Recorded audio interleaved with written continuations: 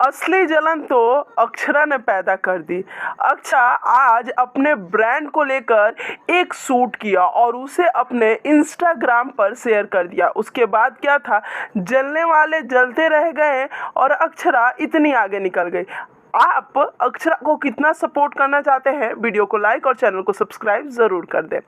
अक्षरा सिंह ने अपने जो वाटर कंपनी उन्होंने स्टार्ट की है उसका प्रमोशन किया और एक नंबर भी दिया कि बिहार में जितने भी लोग इसे डिस्ट्रीब्यूट करना चाहते हैं वो वहां से परचेस कर सकते हैं और अक्षरा सिंह का वाटर हर जगह फैला सकते हैं। अक्षरा सिंह ने हाल ही के इंटरव्यू में कहा कि ये उनका बहुत बड़ा स्टेप है क्योंकि वो चाहती है कि उनके पापा एक ऐसे कंपनी के ऑनर बने जो कभी बंद ना हो और पानी से अच्छा कोई बिजनेस नहीं हो सकता। और अक्षरा चाहती हैं कि बिहार में जितनी भी नकली पानियाँ की सप्लाई हो रही हैं वो उसे ख़त्म करना चाहती हैं और इतने बड़े प्लांट का उन्होंने उद्घाटन भी किया और सप्लाई भी दे रही हैं। तो बस अगर आप लोग बिहार के हैं तो अक्षरा को ज़रूर सपोर्ट करें, उनके पानी को खरीदें।